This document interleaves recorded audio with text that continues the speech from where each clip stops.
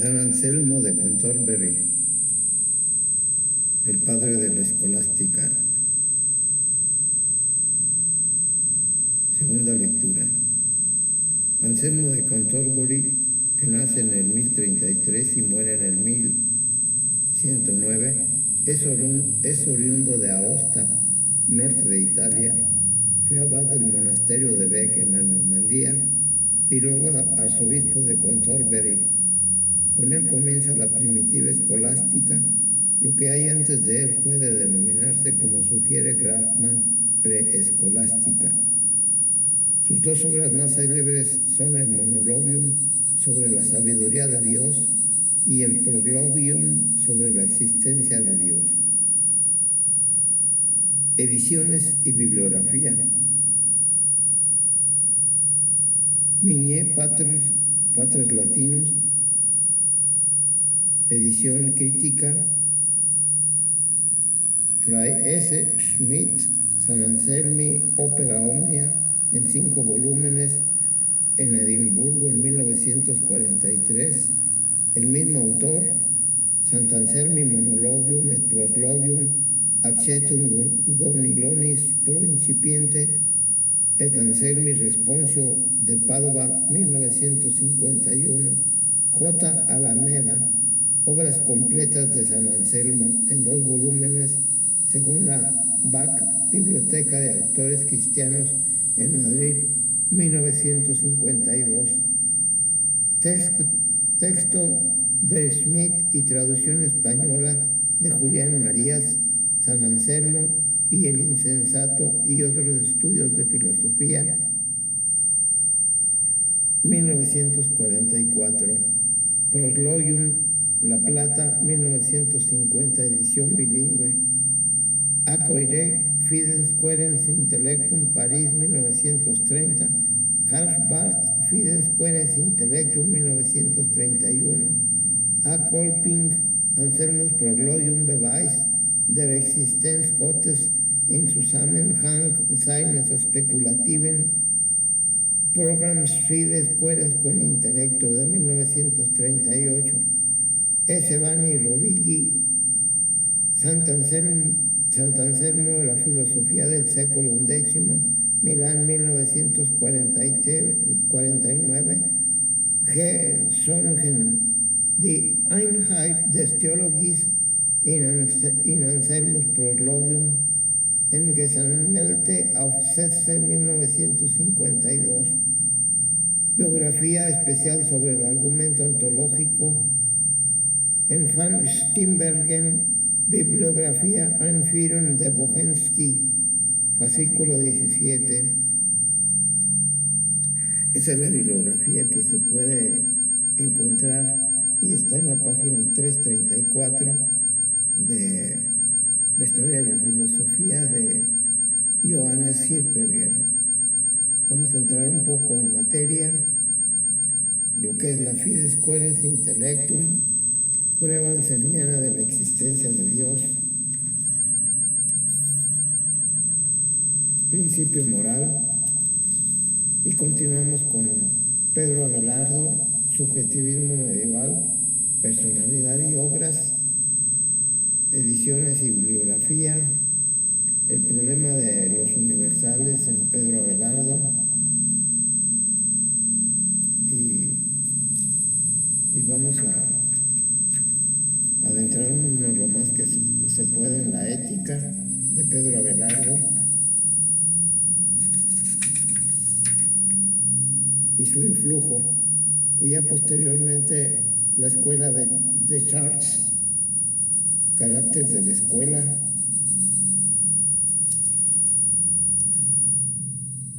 los hombres de Chartres. Como todo se ve pues aquí, todo es primitiva escolástica, la primera, la más antigua que es a partir del 1100. Y luego la mística, Bernardo de Claraval, los victorinos,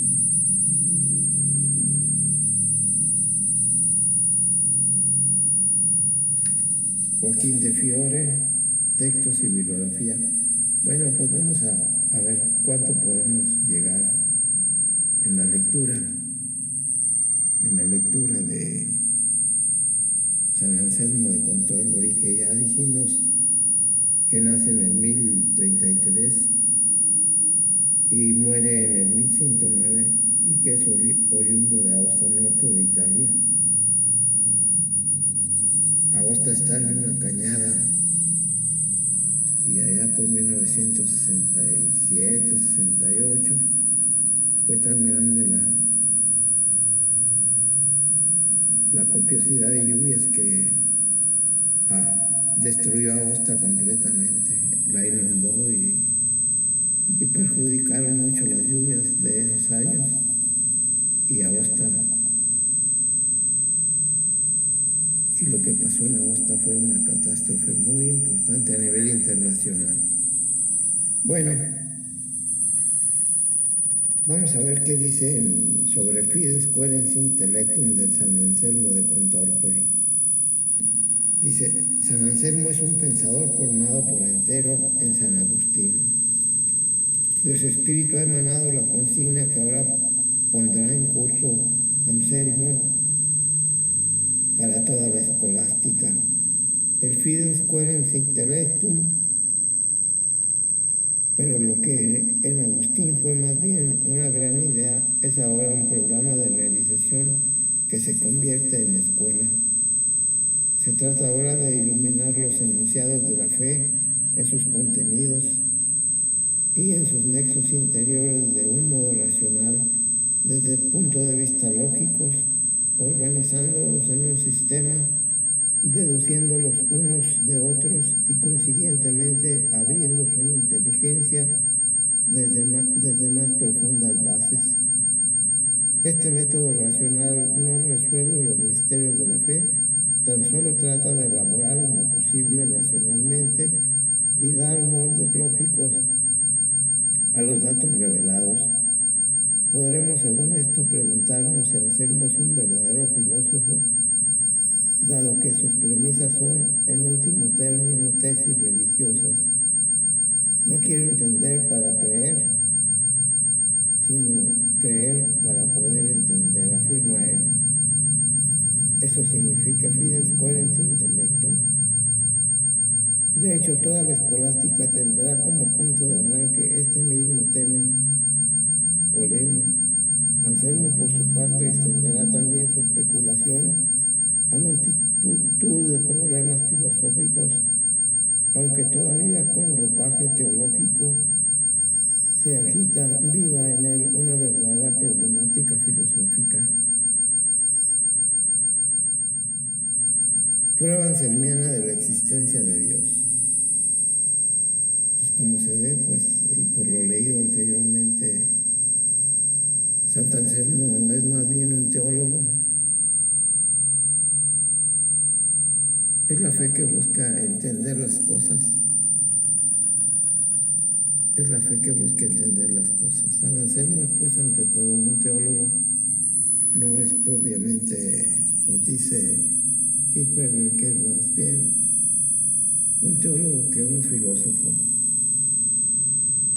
Y era una urgencia de aquel tiempo, toda la fe católica o la fe cristiana, racionalizarla, hacerla razonable, hacerla en base a principios filosóficos, porque como que los griegos y los romanos, que todo lo racionalizaban, pues como que decían, pues no son creencias de fe, y pues dicen mucho de ser autoridad filosófica. Y por eso muchos hombres de religión se preocuparon por fundamentar todas sus creencias de fe, fundamentarlas racionalmente o lo más racionalmente posibles. Dice, se mete a San Anselmo en un problema toral de la teología y de la filosofía, pruebas anselmianas de la existencia de Dios, probar la existencia de Dios. Vamos a ver qué sacamos. Dice, prueba anselmiana de la existencia de Dios. Se advierte esto enseguida en el problema que ha dado a San Anselmo un puesto de relieve en la historia de la filosofía, su prueba de la existencia de Dios, tal como la ha desenvuelto en el Proslogium. Kant la ha denominado argumento ontológico. Bien es verdad que Kant tiene inmediatamente ante sus ojos la forma dada del argumento de Descartes y Leibniz, pero el pensamiento central está ya en el razonamiento de San Anselmo y es el siguiente. La razón encuentra en sí misma la idea de un ser, el ser sumo que se puede pensar, quod mais cogitare non potest. Si este ser existiera solo en la mente, no sería el mayor ser cogitable, pues se podría pensar todavía un ser superior a él, el ser en efecto, que no solo existiera en la mente, sino también en la realidad. Consiguientemente, la idea del ser sumo exige que este ser no solo existe en la mente, sino también en la realidad. Illud quod mais cogitare non possit. Dios es algo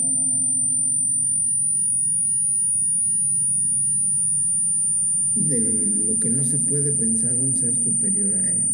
Ese es Dios. Réplica y contrarréplica. Ya el monje Gaunilón salió al paso de San Anselmo con la siguiente réplica. Entonces, si yo pienso una isla perfectísima, ¿se seguirá igualmente que esa isla existe? Es similar a lo que más tarde dirá Kant. Con el concepto de una cosa no se nos da su existencia. Y si yo me represento 100 escudos, no por eso tengo esas monedas en mi poder. Pero Anselmo no ignoraba esto, sino un pintor se representa un cuadro, ese cuadro no por eso existe. Aún consciente de esta dificultad, se mantiene firme en su prueba y rebate las instancias de Gaunilón. El ejemplo de una isla perfectísima no toca el verdadero asunto, pues en la idea de Dios tenemos un caso único que no tiene par con ningún otro. Tocamos aquí un ser que tiene necesariamente todas las perfecciones desde toda la eternidad, mientras que una isla en todos los casos imaginables es un ser limitado y con ello se descubre el verdadero nervio de la demostración. Toda ella descansa en el concepto del ser que contiene en sí toda perfección. Interpretaciones insuficientes, falacia. La reflexión de Anselmo puede fácilmente ser interpretada de un modo inexacto, pues verse en ella una falacia y un salto indebido del orden lógico al ontológico, porque el concepto de un ser perfectísimo no tiene verificación ni justificación posible en la experiencia. Esta objeción está contada sobre la teoría moderna del conocimiento, según la cual los conceptos no son más que conceptos, ideas que reciben su justificación únicamente de la experiencia sensible. Esta no es, empero, la situación de Anselmo. En el capítulo 2 del Proslogium distingue claramente entre lo que es solo idea, in intellectu esse, de lo que es real, in re esse. En la respuesta a Gaunilón habla hasta la saciedad de conceptos falsos, pero sucede que el concepto o idea de Dios no es un concepto de esa clase de pensar corriente, sino una idea completamente aparte, pues la veremos enseguida. Didáctica, pero antes hemos de mencionar otra interpretación también insuficiente según la cual Anselmo está convencido por su fe religiosa de que a la esencia de Dios pertenece el existir y por tanto su argumento ontológico es tan solo una explicación didáctica de su fe y nada más. En favor de ello parece estar en el hecho de que Anselmo recurre muchas veces a la fe para su concepto de Dios. En Proslogium, capítulo 2. Respuesta a Gaunilón. En contra de ello está en que este recurso a la fe no es todo ni lo principal en esta prueba, y sobre todo hay que decir que detrás de esta interpretación está el prejuicio barato de que un escolástico solo puede operar desde su fe, en modo cuanto piensa, o si se va más lejos, que debe pensar desde su fe, porque en estas cosas la ciencia humana está radicalmente excluida. Y parece que se corrobora esto cuando se enfoca el argumento anselmiano desde el cur deus homo, porque Dios es hombre, pero la realidad ha sido muy otra en la escolástica. De Anselmo nos testifica claramente Juan de Salisbury que su empeño fue convencer por la razón, ratione convincere. Directamente se refiere esto al monologium, pero no vale menos del proslogium. Por lo demás, decide la cuestión una mirada al momento histórico y doctrinal en que se inserta el pensamiento de Anselmo y desde el cual adquiere su verdadero sentido.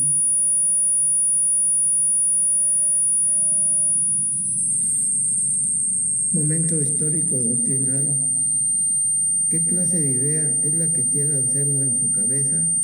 El quo magis cogitare non potest se aclara más con el pasaje de la respuesta a Gaunilón.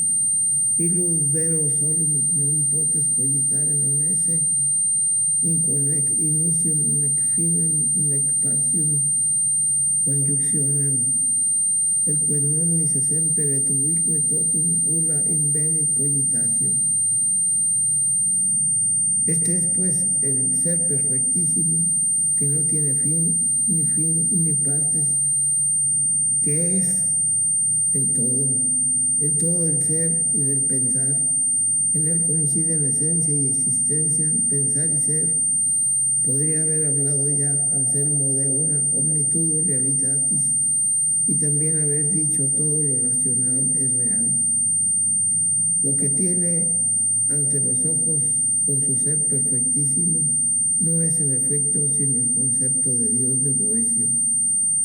Summum omnium bonorum cum taque bona intra se continens. En la idea agustiniana de Dios, es la idea agustiniana de Dios como bonum omnis boni, el bien de todo bien, y es la idea platónica del monologium. Y es la idea platónica del bien.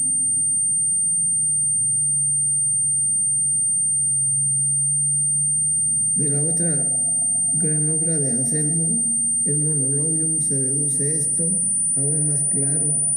Ahí se aducen dos pruebas de la existencia de Dios, típicamente platonizantes, desde los grados de perfección y desde la idea del ser sumo.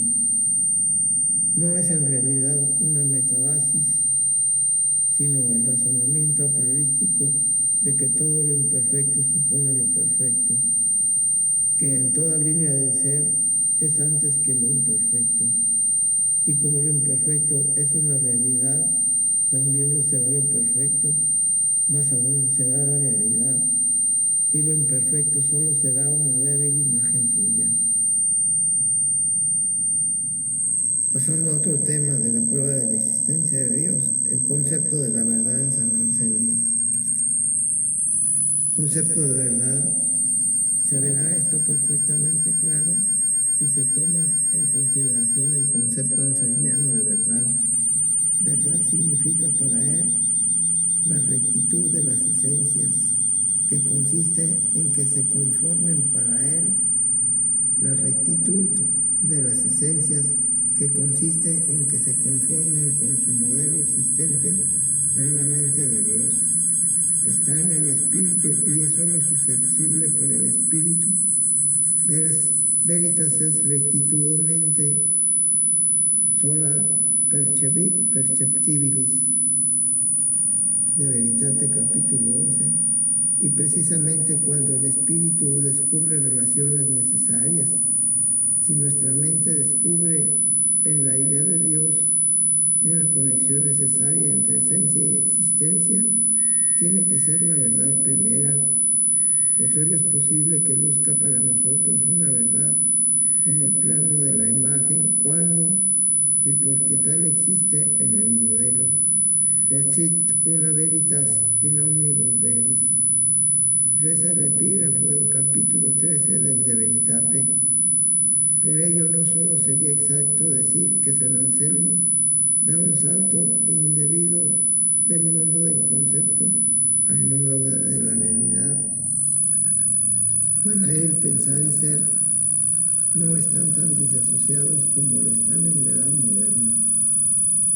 Es para ello demasiado temprano. Anselmo está plenamente imbuido en el espíritu agustiniano, y para el pensamiento platonizante de San Agustín, la auténtica realidad está en lo primitivamente verdadero y en lo primitivamente bueno, en el modelo ejemplar y en la idea, y de esta realidad vive todo ser y todo conocer, en forma que el camino de ascenso hacia Dios queda expedito desde muy diversos puntos de vista. A no ser que se diga, y esto será lo más exacto históricamente, que el supuesto anselmiano de un orden a otro le estaba hablando a San Anselmo por el hecho de moverse en la fusión platónica o platonizante del orden ideal con la verdad y primaria realidad. Influjo. La prueba anselmiana ha influido durante toda la alta escolástica y a través de la edad moderna. Santo Tomás de Aquino la rechazará, pero otros la admitirán. Guillermo de Auxerre, Alejandro de Jales, San Buenaventura, San Alberto Magno y Gil de Roma, como se ve, autores todos ellos en los que la tendencia platónica agustiniana está más o menos acusada, por donde una vez más se nos revela el carácter histórico genético de esta prueba y de su autor. Principio moral. Menos conocido, pero no menos importante como revelador del espíritu profundo de la escolástica, es lo que Anselmo dice sobre el principio de la moralidad.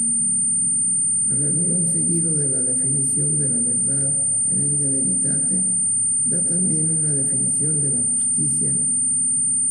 Por justicia se entiende el bien moral en su principio. ¿Qué es?, se pregunta, lo que se requiere para que una acción sea moralmente buena. Y responde, no solo la obra externa materialmente recta, sino también la aprobación consciente y libre de lo recto. Pero tampoco esto es todo. Además del qué y del cómo, debe añadirse un determinado por qué o para qué, el cur. Si uno hace lo materialmente recto por vanidad o por el premio extrínseco, no es justo. Debe de hacerlo a sabiendas o con libre voluntad, únicamente por la rectitud misma. La definición de justicia o rectitud moral reza así: justicia es rectitudo voluntatis propter se servata. Anselmo, antes de Kant, pone el principio moral en la legalidad como tal. Bueno, pues hasta aquí son 25 minutos de lectura, muy cajetuda, muy importante. Terminamos hasta la página 337 de Juan Hitzberger, Historia de la Filosofía, tomo número 1, para los que quieran corroborar.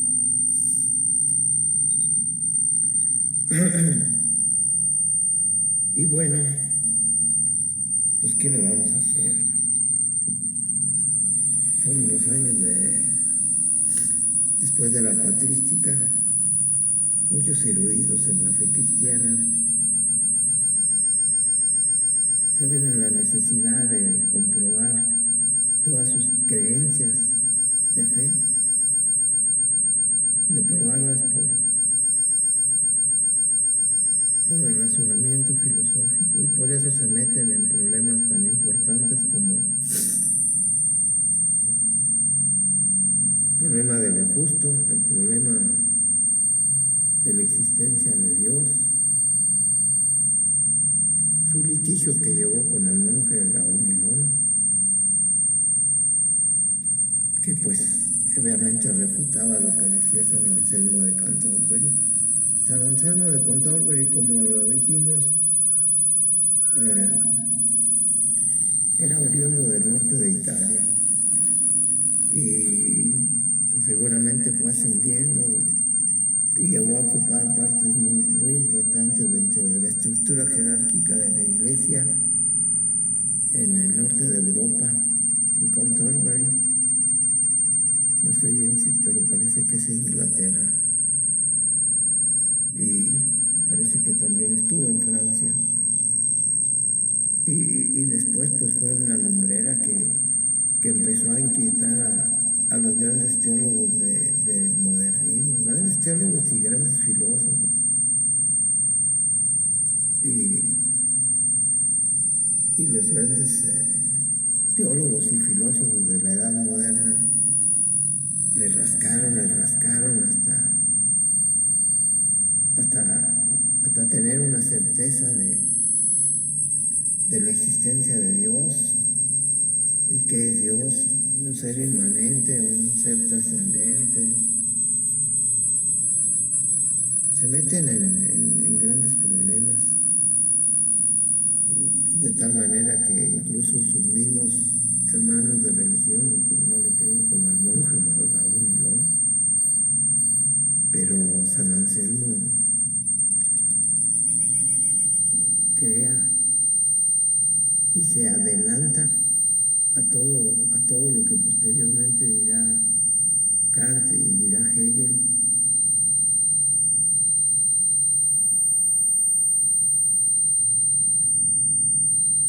Pero, pues bueno, de cualquier forma, no es un tema sencillo como decir enchilame otra, sino es un tema bastante difícil probar la existencia de aquella entidad de la cual no se puede pensar algo superior a ella, de aquella entidad, o sea, Dios. Y la existencia de Dios se prueba porque, no como concepto, sino como realidad ontológica. Porque dicen, decían Gaunilón, pues aquello de lo que no se puede probar es un concepto, pero no es la realidad misma. Pero San Anselmo se va a probar la realidad misma de la existencia de Dios. Aquello de lo que no se puede pensar algo superior a él. Pues que por cierto los filósofos de la modernidad, pues dirá Kant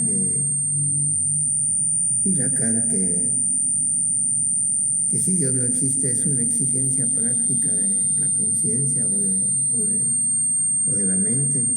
Tenemos que crear el concepto de Dios, si no existe.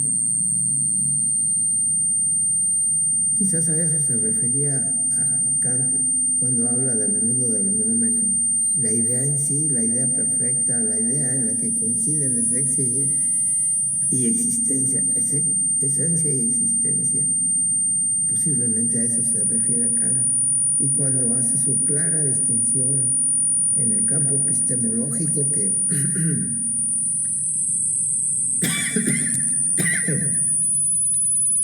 su clara distinción en el campo epistemológico, cuando afirma claramente que el hombre, la capacidad del hombre epistemológicamente o de conocer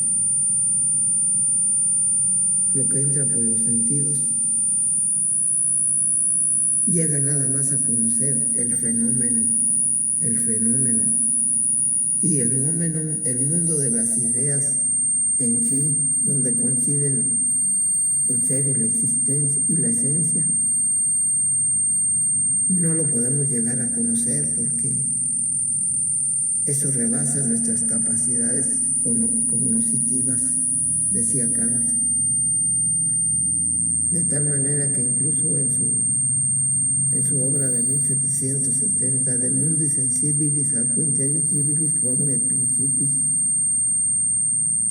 idea y principios del mundo de la sensibilidad y el mundo de la idea o del nómeno. Idea y principios del mundo fenomenónico,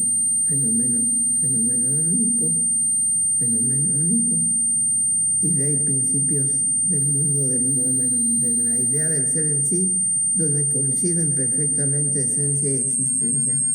Eso no se puede probar según Kant, pero es una exigencia práctica que el hombre necesita tener para darse una explicación y un fundamento a la necesidad y al hecho de que todos los pueblos de la tierra, o la mayoría, tienen como una necesidad tener el apoyo de un ser superior para sacar adelante su empresa de vivir una existencia más o menos con un fundamento razonado o con una entidad superior que justifique la magnitud del ser que nos circunda. Y pues bueno, San Anselmo de Canterbury se metió en esos vericuetos y que Dios lo ampare. Y Manuel Kant, en esa obra de 1770, da la introducción a lo que sería posteriormente la crítica de la razón pura, donde ve las cuestiones epistemológicas de que es capaz el hombre, y en crítica de la razón práctica, en la que va a ver los postulados necesarios de la moral como necesidad que el hombre debe practicar para llevar una vida en paz y feliz. Vamos a ver con estos 35 minutos qué se puede hacer. 35 minutos de lectura y comentario que son muy interesantes, pero la gente está muy embebida en sacar la comida del día.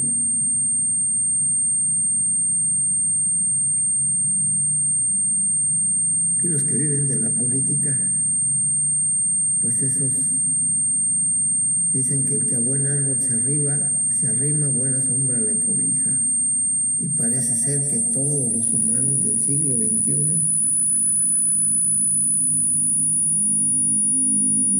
se acercaron a árboles frondosos y que los cobija aún sin hacer nada.